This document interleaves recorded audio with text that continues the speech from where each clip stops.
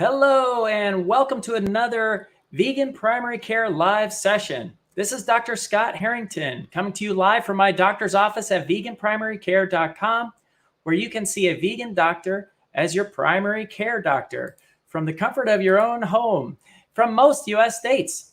If you happen to live in Florida, then I'm also open for in-person visits Fridays in Pinellas Park. Come see me, not just as a one-time consultation, but as your primary care doctor, someone who gets to know you and someone who can be your health advocate. Because I'm licensed in most US states, even if you move, you don't have to change doctors. If you are vegan, then get a doctor who gets you. If you haven't adopted a plant-based diet yet, you're still welcome to be my patient. But beware, a healthy vegan diet, exercise, and lifestyle changes will always be my first recommendation. My goal is to help you take control of your health. And through the power of a healthy lifestyle, we will work to heal your chronic conditions with the ultimate goal of helping you come off your chronic medications. For my patients who cut out animal products, you will not only be helping yourself feel better, but you will also do your part to stop animal suffering and to decrease the impact on the environment. Remember that this content is for educational and entertainment purposes only. This video is not intended to take place of your own doctor's advice. Okay, we are live streaming to multiple platforms, Facebook, YouTube, and Twitch, ready to take your questions. But before we start today, we have a very special guest on Vegan Primary Care Live. In fact, this is the maiden voyage of having guests on the show, so this is awesome. It's Amy Hager of SelfHealingInspiration on Instagram and YouTube. She is someone I met at the Central Florida Veg Fest, and I heard her speak. She gave an inspirational cooking demonstration, and I thought it would be a great idea if she came on and was interviewed here at Vegan Primary Care Live. Introducing Amy Hager of SelfHealingInspiration. Hi, guys. This is Amy here. How are you doing? Hey, I love it. I love it. Thank you for coming on and doing the show today. This is awesome. Yes, So, yeah. So yeah, you gave a great demonstration at the Veg Fest, and I was impressed about when you were doing the non-oil dressings and stuff like that. That was great because that's a big thing that my patients are always looking for is if they eat healthy and then they go to put a dressing on their salad and it makes it unhealthy for them. So that's no fun. So right. Yeah, it's really important. I do no oil, so like oils of refined food. It's like, for example, if you want to get your fat, you want to get your fat from your whole food. So instead of olive oil, you'd want to use the entire olive because you want to keep that fiber in there. You want to keep all the micronutrients. And then all whole foods have got 3 macronutrients in them: carbs, proteins, and fats. So when you are using oil, you are taking out all of the carbs and the proteins out of that food and removing all of the fiber and micronutrients, left with nothing but a 100% fat food. So there is nothing more calorically dense than oil. It's about 120 calories per tablespoon. And it's also 4,000 calories per pound. So there's something called calorie density. And, if you want to gain weight, drink and eat a lot of oil because the fat you eat is going to be the fat you wear, So all of my dressings are oil-free. And they are low in fat, so that, and they are also still in abundance. So I do them in abundance, so you could really pour a lot of dressing on your salads. Like right here, I made a pesto. So this has got a lot of hemp seeds in this one, actually. I do like to do it with pine nuts, but I just didn't have any at the time. But, I'm eating this whole bowl, and it's kind of a big bowl. yeah. Yeah. So it's a lifestyle of abundance. We're just removing the high calorie density foods and replacing them with low calorie density foods, which means you need to eat a larger volume in order to get the same type of satiation. And so when you get that larger volume, all of these plants have fiber in them. Fiber is that plant structure that holds the plant together. And it's also so good for humans because, our intestines use that fiber like a dumbbell to help move our poo out. So we literally do not want to be full of SHIT. So we want that fiber to help sweep things out. It helps draw water in from the bloodstream to help move things on out. And, the more that we're always in that state of detox, but we want to be removing those toxins instead of holding them, because it can be reabsorbed back into the bloodstream. I love it. I love it. You know, as a plant-based doctor, a lot of times we are looking for folks who are plant-based dietitians or plant-based coaches because you know, they can help us along. And one of the biggest sort of saddening things that has happened to me, where I recommend someone go to, say, a dietitian or a health coach, and then they're recommending a bunch of, you know, animal products that would be harmful. You know, and so it's really cool when we find, you know, our tribe, so to speak, but people who are on message about the whole food plant-based diet. And so it's a breath of fresh air to meet you and to hear about your about what you do for people. So yeah, I just wanted to say thanks, and thanks for coming on the show and sharing the message. We are starting to get some questions. We got one from Janice. I'm gonna switch to this kind of mode here so that when questions can pop up, we can put them down here. But before we start with the questions, I wanted you to give my viewers today kind of an introduction to, if you could give sort of like your vegan superpower origin story. That's what I like to share with people a lot of times, is our superpower origin stories. How'd you become a vegan? Okay, so I mean, this is such a intricate little story, but you know, I grew up. I have 4 brothers. Meat and potatoes house. You know, we would go out for ribs and barbecue, or deep fried shrimp and burgers and cheesy beefs and pot roasts. You know, we had like a very meat and potatoes kind of household. I could also say, ever since I was really young, I suffered with eczema. What else? Chronic sinusitis, constipation, and allergies, really, really bad allergies, where I'd had to get like an allergy shot in each arm for like every week for 5 years. The problem with all of this is that like my nagging symptoms just persisted. All of that, all of the shots and the cortisol creams and the antihistamines and the decongestions were just something that I was dependent upon. And it was something that, you know, I just felt like, oh, I just have to live this way. I have to take all of this medicine in order to feel better. And I never in a million years thought that, oh, wow, all I have to do is just remove the dairy, remove some of the meat products, remove the animal products, and then I could feel better.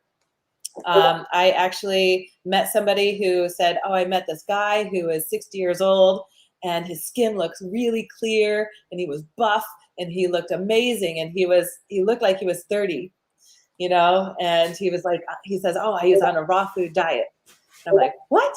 Like, that sounds amazing, but like, I can never do that, you know, just eat all plants, you know, that seemed crazy to me. And, you know, sure enough, a couple of years go by, I run into this bookstore that was going out of business, and I saw, raw food section. And it just kind of made me curious because, you know, as a woman, we do have a little bit of that vanity where we want to look good until our older years. And so I was like, okay, I'm kind of curious, like, what are they making if they're eating raw food? So I read this book, and it just talked about how a lot of your autoimmune diseases can go away.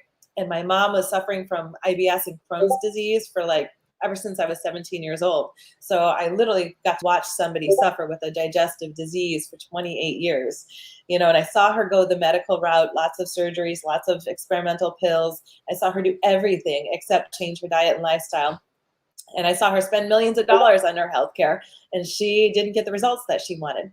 So when I read this in the raw food book, like how you can heal a lot of your autoimmune diseases, I was like, I read the Holy Grail, you know, this is amazing. And I just started juicing, and I started to make more and more raw foods. And then I discovered the China study book and, you know, Rip Esselstyn's book, the Engine 2 diet, and just learned about whole food plant-based because I found it, you know, I found it beneficial to incorporate some cooked foods as well, because a raw food lifestyle, I do encourage people to go high raw, like I'm high raw, for example, but there's times when you're traveling, or you might want to go out to eat socially, or I don't know, you might have a busy day, and it's just really nice to have, like, you know, cooked foods as a backup plan.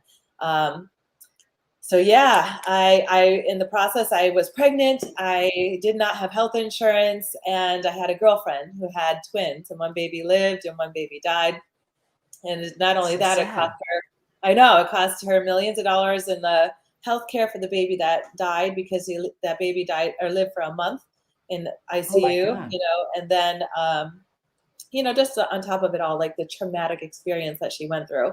So around that time, of course, I discovered this lifestyle. And when I was 7 weeks pregnant, I went on a raw food detox for 10 days. I checked myself into a health center. So not like a hospital, but the health center.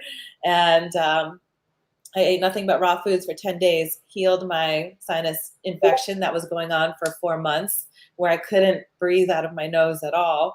And so I had to choose either antibiotics or do a raw food detox. So I just detoxed. Sure enough, all my symptoms cleared up and I felt amazing. And I had 2 healthy pregnancies, home water births. The babies didn't want to come out. They were happy. They were there for 41 weeks.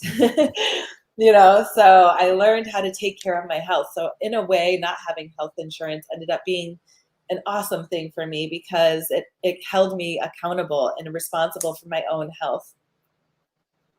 Awesome. Awesome. What an amazing story. I mean, thank you for kind of going through, the whole story about how you came to this lifestyle. It's very impressive. Sometimes, we all come to it from a different angle. And that's why I always love to kind of start with that type of questioning. So, Right. thank you. I think it's great that you're a vegan primary care doctor, because there's so many times I want to be working with my doctor in collaboration, because I don't have all of the answers. I do want to still go to a doctor. And just so many times I'm going to a doctor that doesn't know anything about the lifestyle and they're just steering me in the wrong direction. So it's just frustrating. It's so frustrating. And I really appreciate, all that you're doing for the plant-based community and all of the knowledge that you have to share based off of that. So, we need the medical system. We need it in collaboration with us. So we need to be taking responsibility and finding amazing doctors that can help us along that journey.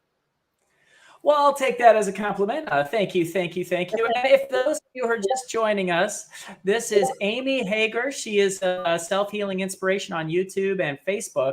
Let's go ahead and answer a question from our audience. Here we go. Janice says, I've overworked my feet on an 8-mile hike and I'm dealing with plantar fasciitis. What foods or supplements would be good for my joints or tendons should I be taking that the vegetarian or vegan lifestyle may not provide? Okay, well, Amy, I'm going to go ahead and answer this, but please chime in if you'd like. I have a good answer for it too when you're done, but go first. Oh, okay, yeah. Plantar fasciitis is where the arch of the foot gets mild sort of micro trauma or inflammation, and it can hurt when you take that first step off in the morning.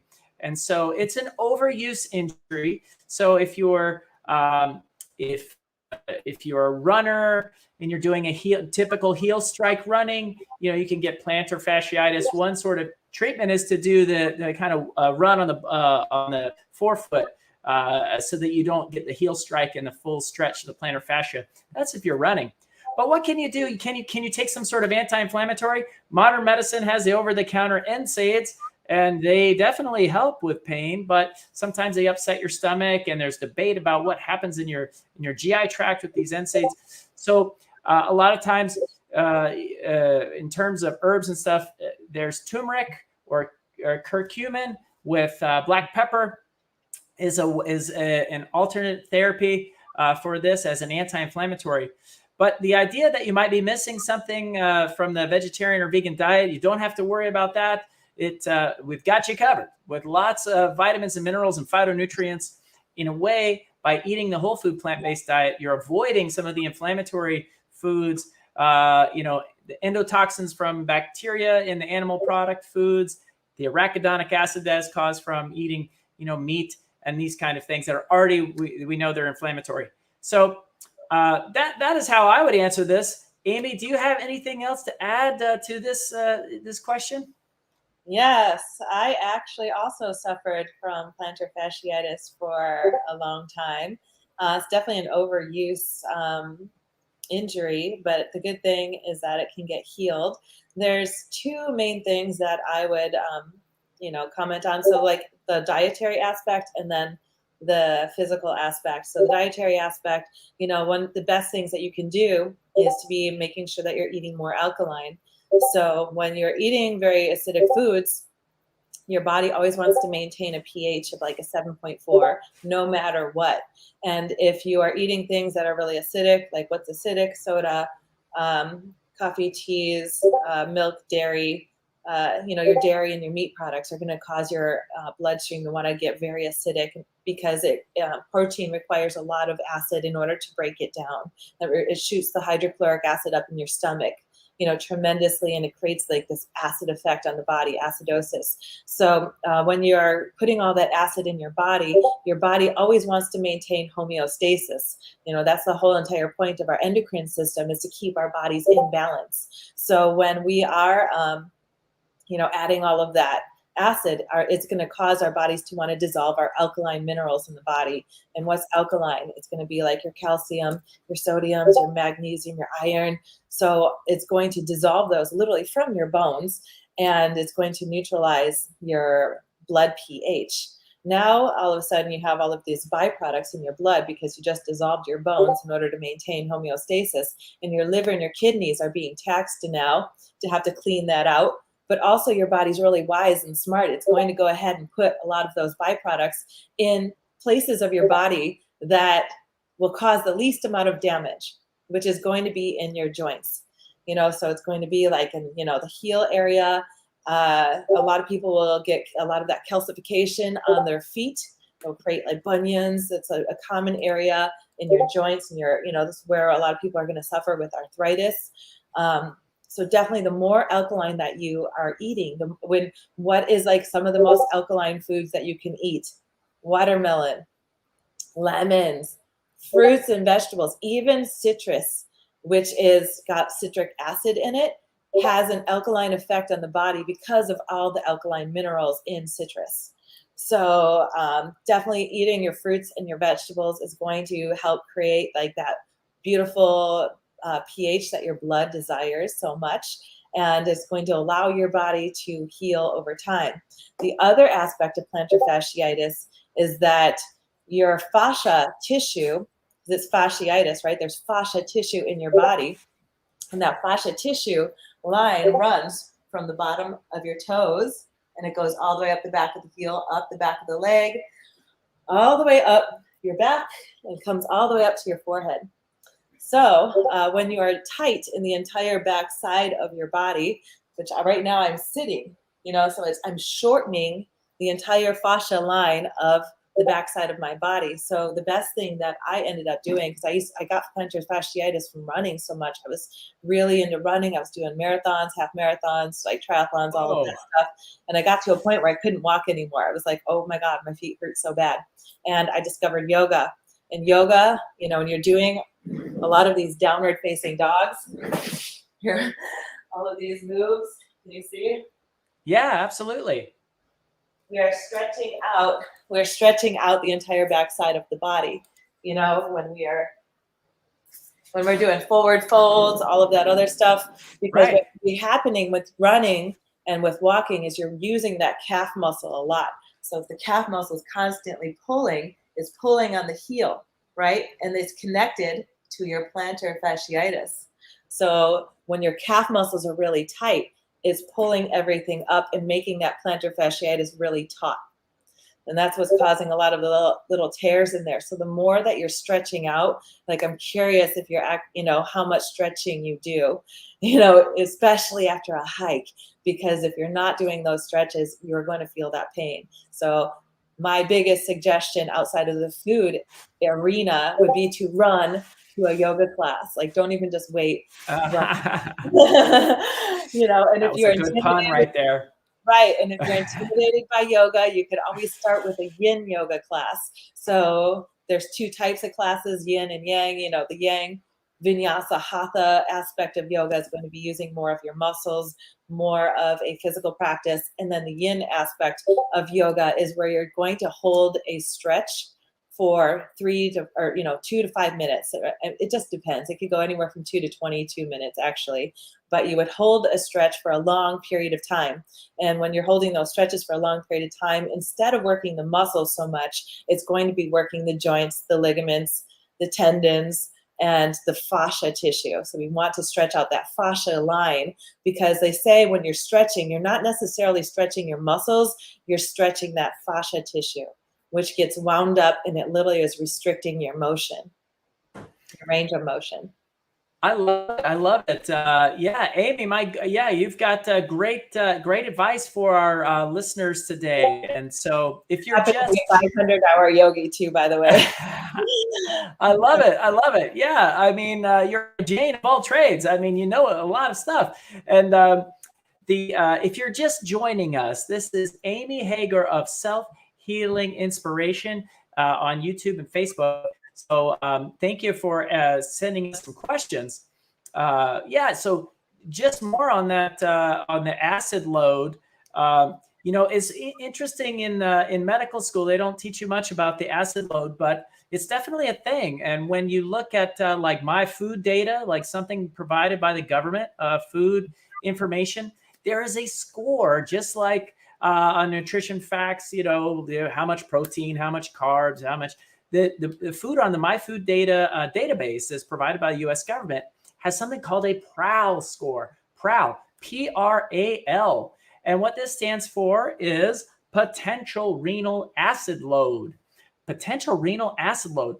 And so foods that have higher potential renal acid load or cause, acidic situations in the body, and foods that have a negative acid load are more alkaline and assist with that. So foods like, meat and dairy have higher PRAL scores. Beans actually have a little bit of positive PRAL, protein acid load. And, they are very, very high in protein. But of the high protein foods, they would be the lowest. And then fruit and vegetables, of course, are negative on that. And so they're alkaline producing. So if you're ever worried whether this is actually a thing, I mean, it's an actual thing. And there's a score developed for it called the PRAL score. What site do we find that on? On My Food Data is a .com is a government site, and you can download 55,100,000 foods that have been evaluated by the USDA, and where they create a database of the nutrient facts about foods. And Cool. so it's like you end up getting this big file. It's kind of big, but each food has been assigned a PRAL score. So it's kind of interesting. So it's an app on your phone, or is it like a website? It's a website. It's a government database website, myfooddata.com. Okay.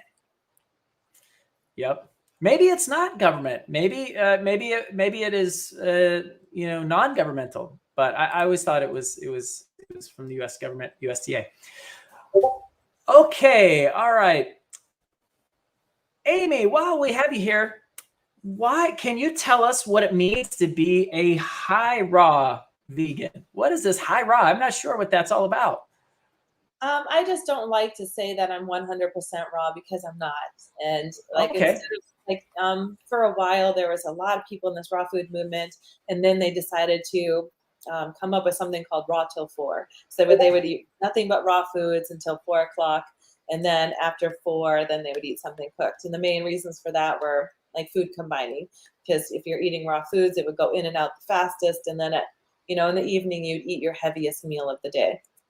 But I found that I'm not always necessarily raw till 4. Sometimes I might have a raw food day. Sometimes I might have a cooked lunch, and then a raw food dinner. Like I might have a salad at dinner. And I just found trying to, make it like a label was just too hard, because I just didn't fit in any of those. So I do eat a lot of raw foods. I might have a lot of raw food days, but I'm not always every day.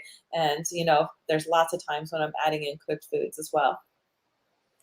Great. Well, I'm glad. I mean, not to put labels on everything, but I'm glad I asked, because this kind of brings up the topic of different factions of the vegan community, the whole plant-based community, kind of beating up on each other. Hey, there's no need. We're kind of all rowing in the right direction. So there's no need to get too strong words on our brethren here.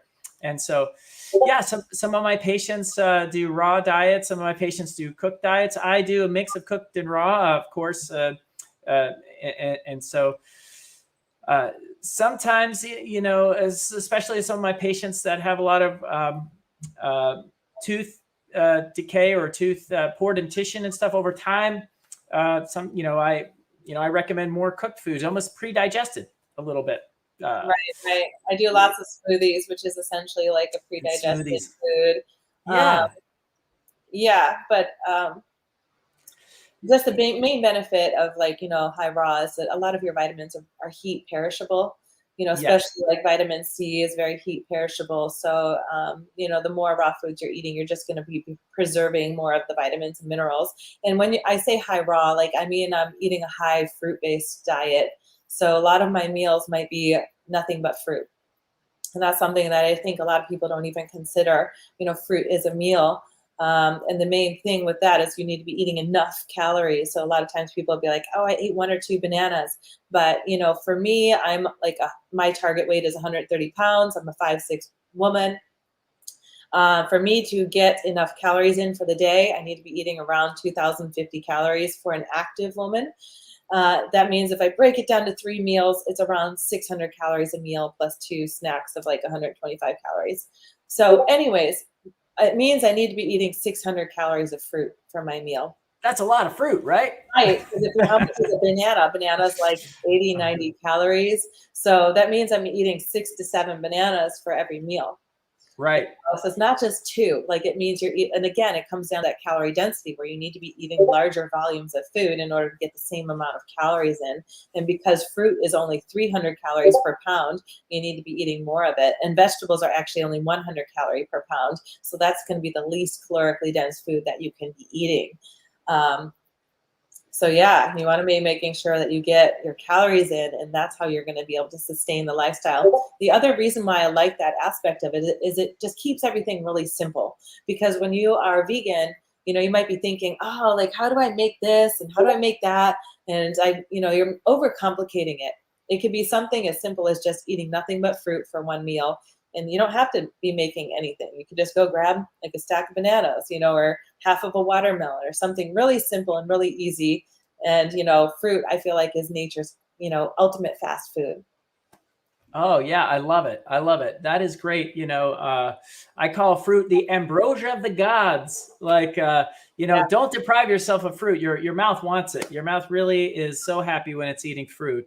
Right. And a lot of people, when I mention it, feel relief. They're like, oh, thank goodness. I can eat fruit, something I actually like. And that happens for a reason.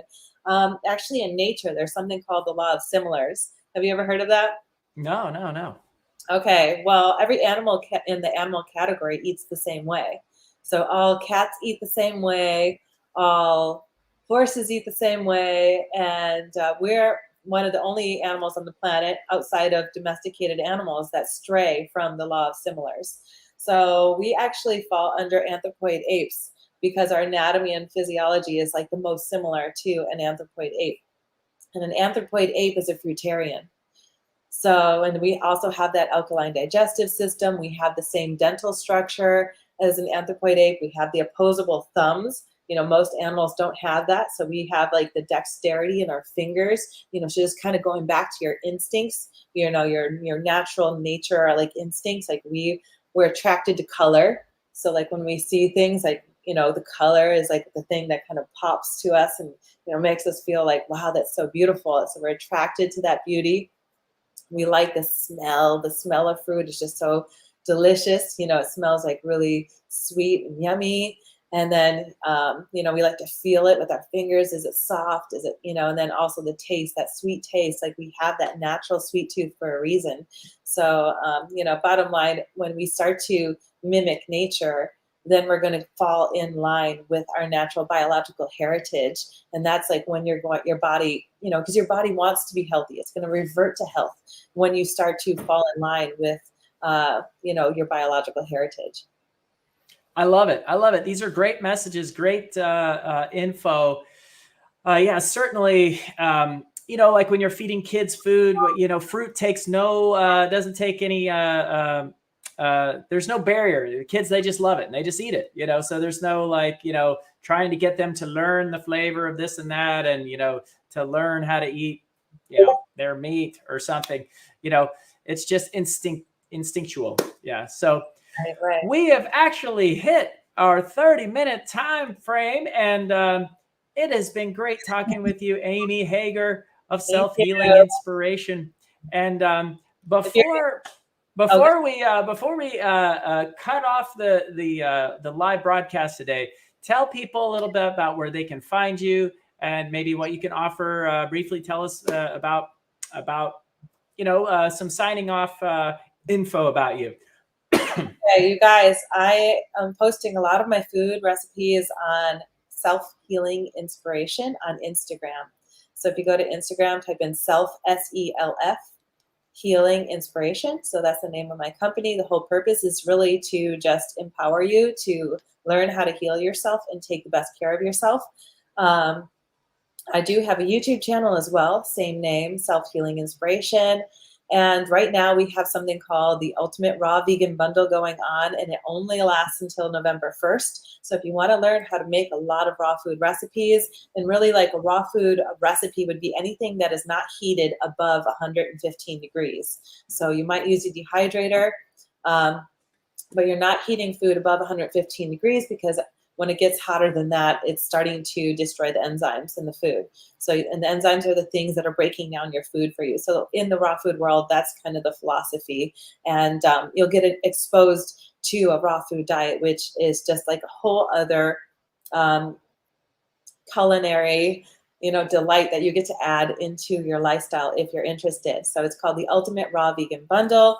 And there is a link in my Instagram bio where you could click on that link and you can purchase that bundle. So the bundle is 50 raw food creators and it's 50 ebooks and a one holiday special. So it's like a raw food holiday special book, and it's all for $50. So that only lasts again till November 1st.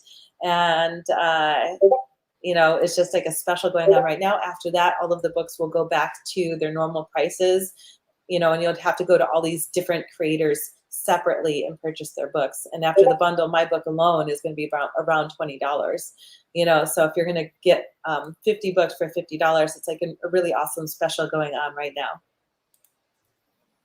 Okay, great. Thank you, Amy, and thank you for coming on today. You have a lot to offer, especially to my audience here at Vegan Primary Care Live. And I hope there's some cross pollination. I hope some of my folks look at your stuff and yours, and you know, vice versa. So I thought I'd leave everyone to say thank you so much, Amy. And I thought I'd leave everyone with a quote today. If you're thinking about a plant-based diet, start today. Your genes are not your destiny. Your lifestyle is your destiny. And the changes that you make today will change your lifestyle and ultimately change your future. So go vegan. And until next time, until next week, take care. Thanks, Scott. Have a great day, you guys. Bye-bye. Bye-bye.